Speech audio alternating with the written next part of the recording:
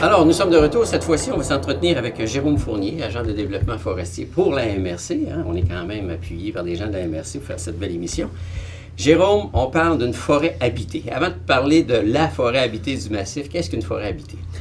Une forêt habitée, c'est un concept qui a été développé au Québec il y a maintenant quelques années. Il y en a, je crois, 17 forêts habitées au Québec. On en a une dans Charlevoix. Une forêt habitée, c'est un concept à laquelle on souhaite impliquer les gens dans le développement de ces forêts-là. Nous, notre forêt habitée dans Charlevoix, elle se situe à la hauteur de Petite-Rivière-Saint-François. Pour situer les gens, là, c'est vraiment entre la route 138 et le fleuve. La MRC, on gère un bloc de forêt de 40 km² quand même, là. Moi, comme ingénieur forestier à MRC, je m'occupe des droits fonciers puis forestiers sur ce territoire-là. Les projets, la mise en œuvre de projets, toutes les activités de terrain sur cette forêt-là. Puis c'est vraiment à la hauteur de Petite-Rivière. Je suis ici aujourd'hui vous présenter. Vraiment, j'aimerais axer sur 3 projets principaux. Juste avant, qu'est-ce qui fait que c'est cette forêt-là qui a été déterminée, je ne sais pas moi, les gens dans la région de Saint-Siméon et autres, dans l'autre portion de Charlevoix, auraient pu avoir j'ai une forêt habitée? Non, ça a été vraiment là, des processus de consultation qui ont eu lieu là, pour ça mettre répond en à des place. Critères bien spécifiques. Oui, puis c'était des forêts sur lesquelles il n'y avait pas de droit de consenti déjà, là, sans rentrer dans la technicalité, là, mais c'est vraiment des forêts qui sont proches des collectivités puis sur lesquelles il y avait un potentiel de réaliser des activités de différentes natures. OK, donc il y a, dans ce cadre-là, il y a des ententes faites avec des partenaires, j'imagine aussi. Exactement. Okay. Là, on parle spécifiquement de celles autour du massif. Oui. Ben, le massif se situe dans la forêt habitée. Okay. C'est un des utilisateurs, bien sûr, là, ils ont une portion de territoire à laquelle ils réalisent principalement les activités de glisse. Là, mais il y a d'autres intervenants aussi, d'autres organismes qui offrent des activités sur ce territoire-là. Et dans ce cadre-là, il y a des projets spécifiques. Oui, ben, chaque année, on a des appels de projets qu'on lance au printemps. Puis, on réalise des projets durant l'été sur le territoire. Souvent, c'est de la préparation, de la mise en place d'infrastructures, développement de nouveaux produits. C'est vraiment une variété. Puis ça touche tous les domaines. On peut parler de récréatif, projet de nature récréative, faunique ou purement forestier là, quand on parle d'opérations forestières. Et quand on parle d'activité, je t'écoutais, mais là, tu concentres davantage tes efforts vers l'été. C'est vraiment varié, c'est complémentaire puisque l'été, les activités qui s'y produisent sont... Non, mais l'hiver, il y a vraiment un achalandage particulier à cause du pôle offert par le massif, puis le sentier des Caps pour tout ce qui est raquettes puis ce qu'ils font aussi. Ouais. Mais l'été, c'est vraiment là, complémentaire, c'est là qu'on réalise nos activités forestières, la randonnée pédestre, c'est vraiment des deux, moi je pourrais dire, c'est deux saisons vraiment différentes mais complémentaires. Là. Qu'on a intérêt à exploiter. Oui. Comme tel. Dans un des projets, ça s'appelle le parcours du canyoning. Oui. Canyoning? Oui, c'est peu connu comme activité. Pourtant, c'est une activité qui est extraordinaire. C'est vraiment nouveau dans la forêt habitée du Massif cette année. Il y a un parcours qui a été développé. Premièrement, le canyoning, c'est quoi? C'est quoi? Un canyon? C'est une activité récréative qui se pratique dans un cours d'eau de petite envergure souvent, des ruisseaux, des rivières de petite dimension. On parle ici de la petite rivière Saint-François. La section près du domaine à Ligorie. Le canyoning, c'est un peu une randonnée dans un cours d'eau. Ah, c'est le fun, j'aime ça. Je savais pas que ça s'appelait de même. Là, mais... Jeune, j'essayais de marcher sur les roches qui sortaient de la rivière. Ouais. On est toujours à glisser, puis finalement, on tombe à l'eau. C'est le canyoning, le but est de s'arroser. Là. Il y a des sauts dans des petits bassins, il y a des glissades même dans les roches, il y a des cascades, des descentes en rappel. Le promoteur de ce projet-là, qui est en marche depuis cet été, c'est Canyoning Québec. Ils ont des parcours un peu partout dans la région de Québec, Mont-Saint-Anne, puis d'ailleurs, qui sont leurs plus gros. Mais ils recherchaient un parcours un peu plus... ils ont vraiment des parcours pour débutants, mais ils cherchaient quelque chose d'un peu plus intermédiaire.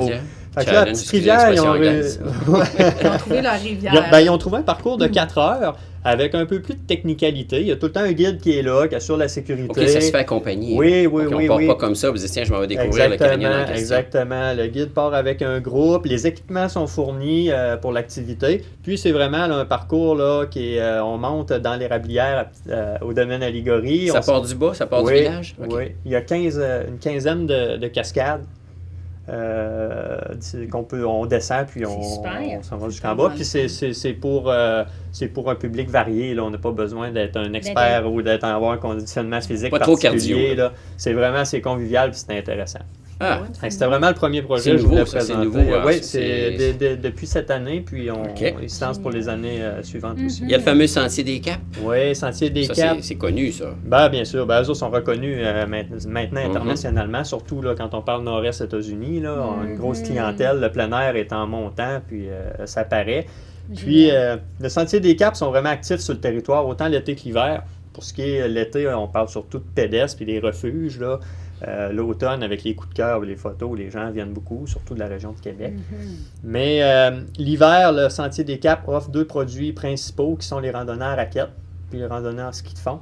Actuellement, il offrait ski de fond en pas classique. Le pas classique, là, c'est quand tu passes la dameuse avec deux traces, là, puis on mène au ski d'un trace, puis on avance. On suit la trace. Oui. Mais par contre, cette année, ils ont développé un nouveau produit. C'est suite à... Vraiment, c'est une demande de la clientèle là, d'offrir un produit de ski de fond encore, mais en pas de patin. Là, c'est plus sport. Ouais, le pas de patin, pour illustrer là, aux gens, c'est vraiment... Comme si tu patinais avec tes skis. Ouais, comme on voit aux Olympiques, le biathlon, là, ils ont une carabine sur le dos, puis ils vont plus en canard, là, en se poussant. Là, c'est un parcours comme ça. Ils aménagent une boucle de 8 km, près de 8 km là, cette année. C'est plus cardio, ça. Il faut être un peu plus en shape, là, avoir bonne condition physique. Oui, c'est un peu plus intense comme activité. Puis, ce qui est intéressant de mentionner, c'est que lorsqu'on rentre dans la forêt habitée du massif, là, par l'accès de la route 138, là, ce qui va au massif, là, il y a l'accueil du Sentier des Caps qui est sur le bord de la route gravelée. Là, puis c'est à partir de là que tous leurs produits sont accessibles. Sont accessibles. Il y a un petit chalet qui est là. Oui, exactement. Il y a tout le temps il y a tout le temps quelqu'un qui est là à l'accueil. Puis, j'invite les gens là, qui aimeraient avoir l'information là, à prendre contact ou se rendre directement là cet hiver. Puis, tout est accessible à partir de ce pôle-là. On n'a pas besoin de faire des longs trajets après pour avoir accès au sentier. Vraiment, tout est... On ne se rend pas à la montagne de ski, c'est juste avant. Là. Exactement. Okay. Puis, super beau produit cette année. On est bien content de ça. Là. À découvrir pour les amateurs de sensations plus fortes un peu. Puis, bien sûr, il y a quelque chose. On connaît l'entreprise Coop de l'Arbre. Ouais. Mais là, il va y avoir une installation particulière à Petite-Rivière. Oui, depuis quelques années, la Coop de l'Arbre ont entrepris l'exploitation de l'eau de bouleau, en faire du sirop. Puis, en partenariat avec la Coop, cette année, on a mis en place un projet dans la forêt habitée du massif d'exploitation de l'eau de bouleau. On a un 6 hectares de forêt sur laquelle présentement les installations de tubulure se font en vue de récolter l'eau au printemps. L'eau de bouleau, plusieurs personnes ont sans doute goûté au produit. C'est un peu plus particulier que le sirop d'érable. C'est plus goûteux. Dépendamment du goût qu'on a, c'est un peu plus fort. On n'en met pas sa crème glacée. On est tellement habitué à faire la référence avec le sirop d'érable. Exactement. Mais c'est pas du tout pareil. Ouais. Moi, j'en mettrais pas sur un dessert, mais sur un filet de porc, par exemple. OK. Donc, selon la recette. Exactement. Puis, c'est ça, on envisage cette année, là, la coop va récolter l'eau en haut. C'est vraiment en haut, près de la 138. Les beaux peuplements de bouleau qu'on a trouvés là. C'est du bouleau qu'on a de la misère dans la forêt habitée à mettre en valeur par le sciage ou la pâte, parce que ça pousse pas bien. Les cimes de bouleau meurent. C'est pas de la grosse qualité. C'est un bel arbre pourtant. Mais ils font de l'eau. Ils font de l'eau, ça c'est une grosse qualité, puis c'est une belle mise en valeur. Puis l'eau va être transformée vraiment au domaine Aligorie, à Petite-Rivière, en vue de faire le sirop. C'est intéressant parce que c'est vraiment un circuit forêt habitée, une traçabilité Charlevoix, ce qui donne vraiment... Est-ce qu'on va pouvoir aller à la fameuse cabane dans le village pour aller goûter? Est-ce que ça va être ouvert au public? Non, c'est sûr que pour cette année, il n'y a pas de... C'est pas une cabane à sucre avec des repas et de la musique, puis c'est vraiment au niveau de la transformation. Par contre, éventuellement, dans les années futures, là, c'est sûr qu'aussi... Il faudrait. On va leur donner l'idée, en tout cas. On cherche aussi... On va leur donner l'idée. on souhaite aussi développer le créneau érable. Là. Les installations sont en place, puis on a des projets en ce sens-là. Bon, ça sent bon. On va se reparler sûrement là-dessus. Merci beaucoup, Jérôme. Ça fait plaisir, on va faire une petite pause, puis immédiatement après, on revient avec Émilie Dufault pour parler de social.